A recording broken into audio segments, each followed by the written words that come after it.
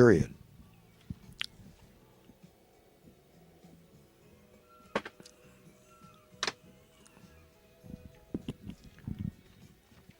The mainstream media did a 10-second blurbs on Trump's son and daughter and the white powder substance. You wonder, what if that had happened to Obama's daughter? How long the mainstream media would have focused on it?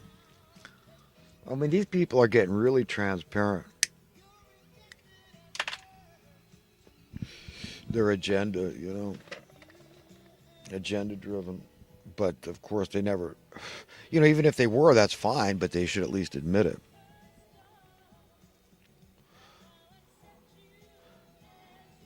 All these people you hear out there in the world that are hypercritical about Trump's presidency, these people need to be reminded that by default, they're suggesting they would rather see Hillary as president and Bill Clinton slinking around the halls of the White House, okay, looking for what, his next victim. Okay, so, I mean, I think that should be a good comeback to anybody that is hypercritical of Trump and his policies. So, put that in your pipe and smoke it.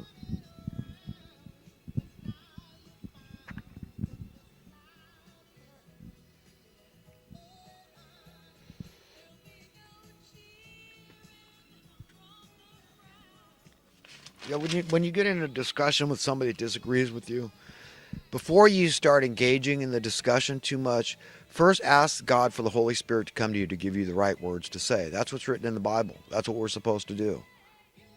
That's it. You don't go on your own thinking. And ask yourself this: do I want to be right here, or do I want to be effective? Am I really trying to affect changes and win this person over to right thinking? That's what both sides. I don't care if I'm talking to the left or the right. But that's the attitude. That's the spirit you got to have when discussing a subject that's near and dear to you, that you feel have strong feelings about. If you're anti-capitalist, you can have strong feelings about that. Well, then, temper it with the Holy Spirit giving you the words to say. If you're trying to really, dude, no, socialism is the way to go, and here's how, and here's why. But remember, you're having to defend the Robin Hood theory, stealing from some to give to others. I mean, that's never going to fly. So, you got to, put down false pretenses and ideas and notions about how great socialism is. Look how it's worked in the world. Look at Venezuela now. Russia got out from under the thumb of socialism. It's far more statist, draconian, authoritarian. You don't want it. You don't want Big Brother breathing down your back. You want to be as far removed from that as possible. That's why we're so different in America. So, you don't want socialism in America. Not the bad kind, not that kind, not where it's authoritarian, okay, statist, and taking from others and creating animosity, and and then you just have attorneys to get the rich people off anyhow, so they remain untouchable. So it's not like the people that can really afford to pay the bills of society are doing it. No, that's not the way it works.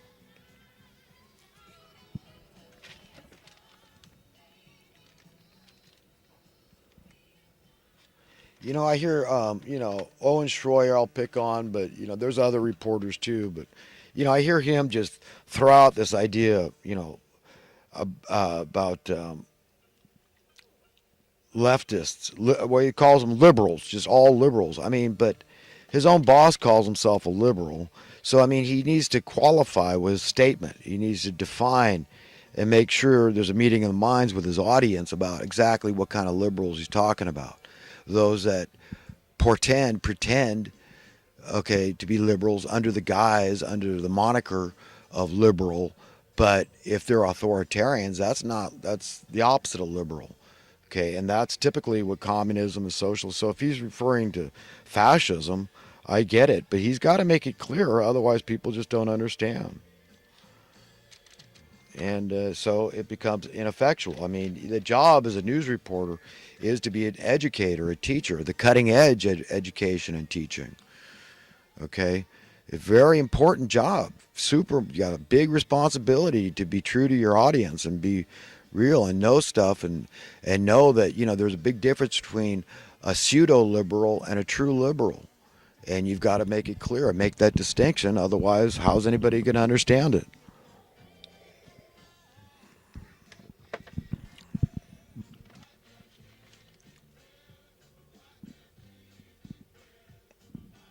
They made one comment on that Age of Aluminum movie. You can get it on YouTube. That's where I watch it. 90-minute movie. But this comment about 9/11, the building, to my knowledge, was not made out of aluminum. But this one guy is trying to explain where, the conspiracy theorists are wrong because of the way the building fell. Okay, but the experts say nonsense, hogwash, preposterous, couldn't happen like that. And I trust them a lot more than this clown that just knows some of the characteristics of aluminum. I suppose a lot of people have heard of this Varroa, Varroa, destructor mite that's attacking bees. I just heard a bit of good news that there might be some hope. That one guy is bringing in some substance that's supposedly supposed to fight them off naturally, and this is exactly what the bees need, is some natural help here.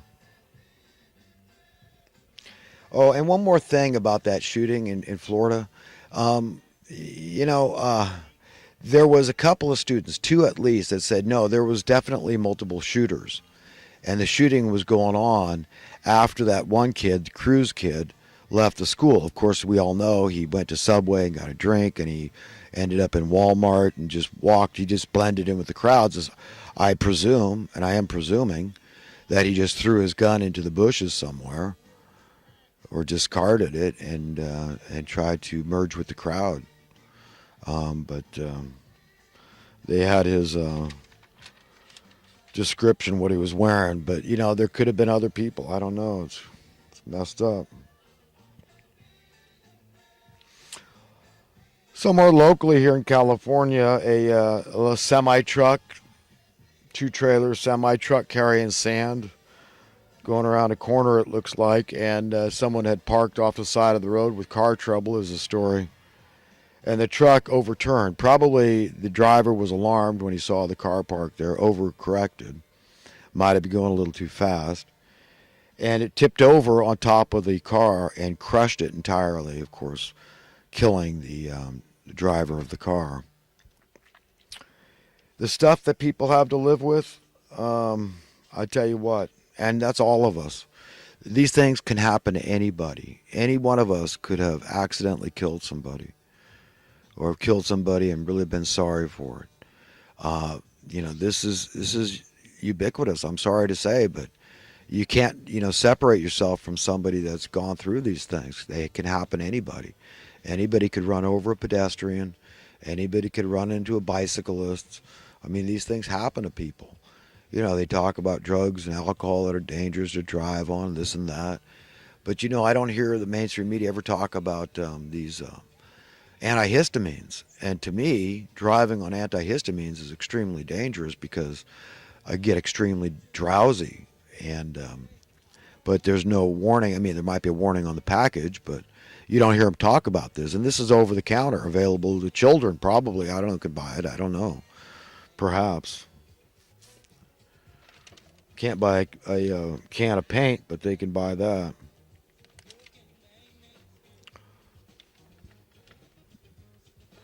Saw an episode on cops. This dude in Alaska was trying to sell his 2-year-old daughter to two gangbanger types for $10 worth of crack.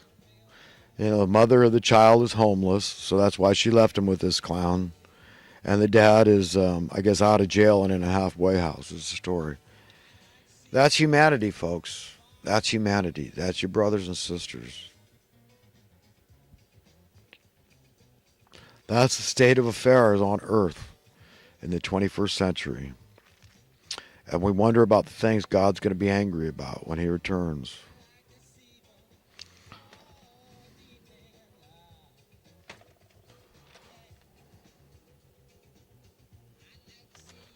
Well, I'm going to go on to finish some thoughts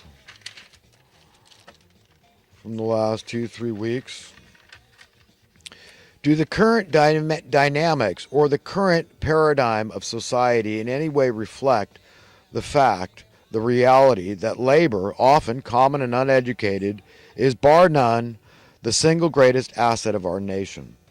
No, our society certainly doesn't reflect that. We marginalize unskilled workers. Oh, we don't really need them. So, yeah, we'll pay you a little, but you understand? It's evil, evil. And then we accept, $50 billion a year being poured into this social welfare program, Section 8 housing, HUD, okay, where they're just exacerbating the problem. It's not working. They need to can it and start a new program. And, it's just we're in it deep. We're in it really deep. Remember, we've been getting there my whole life. So the idea of Trump turning things around, I'm very reticent about it. I don't have a lot of faith in humanity. I know that he could try his guts out, but there's so much resistance from the establishment, from this momentum going that direction. It doesn't want to stop. It's stubborn, so it has that inertia too, so where it's like, I'm stuck in my ways and don't try to change, resisting change. That's the inertia thing, right?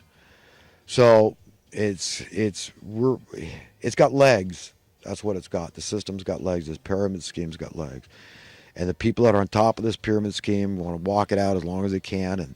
And the saddest ones, I think, are those that don't even know that's what they're doing when they prescribed ideas like bubbles and balloons and all this crap, economic bubbles. I mean, if something's got to pop at some time, the sooner the better. I mean, we shouldn't have it in the first place. It's just like the Band-Aid being pulled off.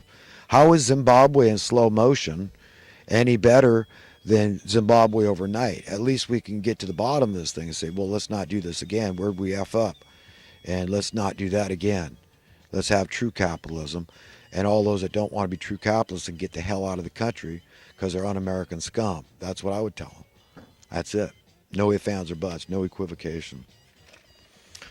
Pros and cons of a basic minimum income. Pros, number one, dignity for all. Number two, no person dying out in the cold because they can't afford housing. Number three, far less crime accompanied by a kinder, safer, gentler society. Number four, lower taxes because of dramatically less crimes being committed. And five, fewer abortions.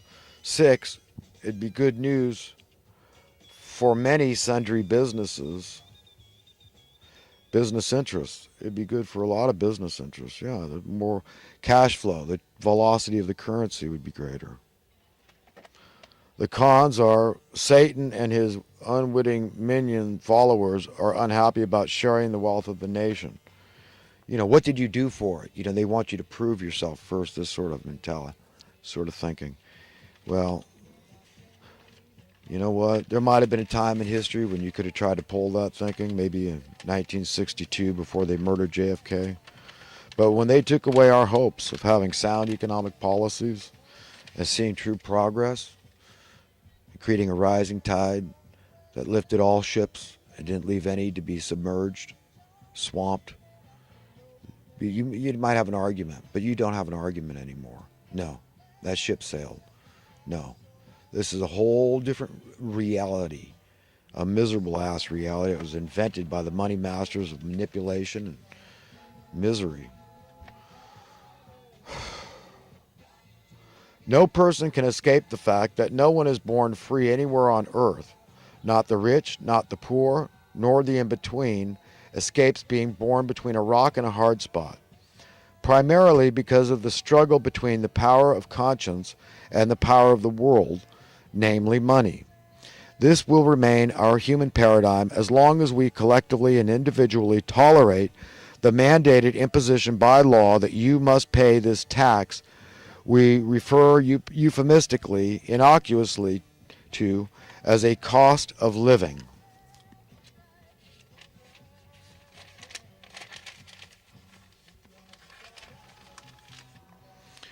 If we purport to be upright, decent human beings, whom value conscience, honor, integrity, and our souls, seeking a pure, clean heart, having reverence for our Creator, we must ask ourselves certain fundamental questions. Among those questions should be, is every human being due dignity, respect, freedom, a right to seek happiness, If so, do my beliefs, my opinions, properly reflect what I claim to believe? We all need to ask that question.